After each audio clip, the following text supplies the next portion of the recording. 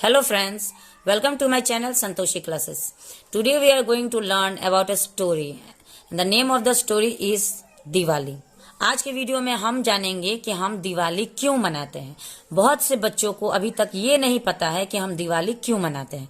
तो इस दिवाली के फेस्टिवल से, इस त्योहार से एक स्टोरी जुड़ी हुई है. उसी स्टोरी के बारे में आज हम लोग पढ़ेंगे.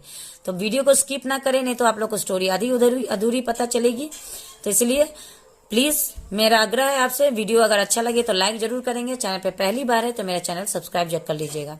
तो चलिए वीडियो को स्टार्ट करते हैं. Diwali. Prince Ram and his wife, Ram राजकुमार राम और उनकी पत्नी Sita were banished from their kingdom to the forest by their step mother as she wanted her own son and not Ram to become king. अब देखिए, इस पूरे सेंटेंस को अगर हम एक एक हिंदी वाक्य समझे तो एक एक हिंदी वर्ड. प्रिंस का मतलब होता है राजकुमार, राम तो नाम ही है, एंड का मतलब होता है और, हिज का मतलब होता है उनकी. तो इस हिसाब से मैंने सारे वर्ड के हिंदी लिख रखे हैं, आप एक बार ध्यान से देख लीजिएगा.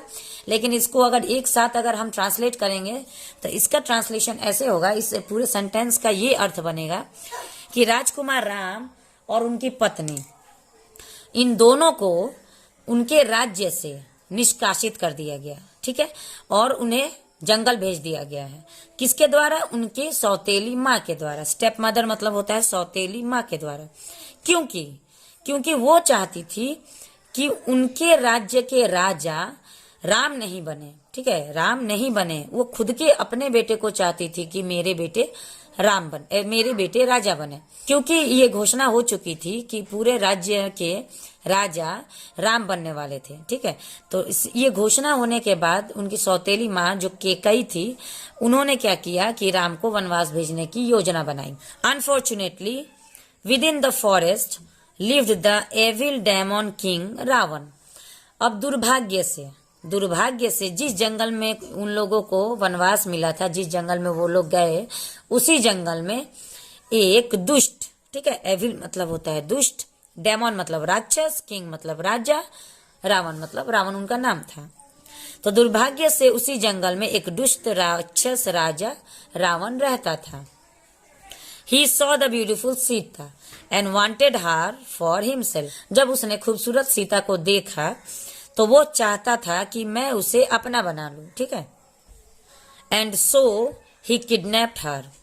तो उसके मन में एक लालच की, एक पाप की भावना जागी, जिसमें उसने चाहा कि मैं सीता को अपनी पत्नी बना लूं. तो इसीलिए उसने उनका अपहरण कर लिया. Ram called upon his friend Hanuman. छल से अपहरण किया गया. राम ने अपने दोस्त हनुमान को बुलाया. ठीक है, द किंग ऑफ, जो राजा मंकीज, जो बंदरों के राजा थे, to help him find Sita. Sita को ढूंढने में मदद के लिए उन्होंने अपने दोस्त हनुमान को बुलाया, जो कि बंदरों के राजा थे. After searching all over the world, पूरे देश में ढूंढने के बाद, पूरे विश्व में ढूंढने के बाद, they found her on an island in the सी.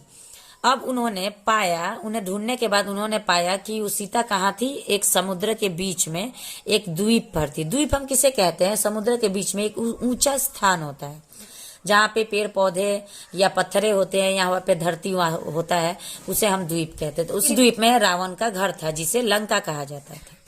वहीं पे उन्होंने सीता को पाया. राम ने पहले रावण से आराम से मांगा कि मुझे सीता वापस कर दो, लेकिन उन्होंने नहीं मांगा. तो इसी चक्कर में उन लोगों के बीच में युद्ध शुरू हुआ. Ram battled with Ravan. राम ने रावण के साथ युद्ध किया. And finally killed the demon king. और आखिर में, अंत में, उन्होंने राक्षस को मार दिया. कौन से राक्षस को? रावण को राम ने मार दिया. With an arrow to his heart. तीर से उनके दिल पर वार करके उन्हें मार दिया. Ram and Sita return to their kingdom. जिस दिन रावण का वध होता है उस दिन हम दशहरा मनाते हैं. Ram and Sita return to their kingdom. उसके बाद राम और सीता अपने राज्य को लौटे. टू फाइंड दैट एवरीवन, उन्होंने देखा वहां पे, दैट एवरीवन मतलब सभी ने, हैड प्लेस लाइट, सभी ने उनके आने की खुशी में अपने द्वार पे, अपने रास्ते पे रोशनी लगा रखी थी. To guide their way home, ते में पूरे रास्ते में रोशनी रोशनी लगा रखे थे।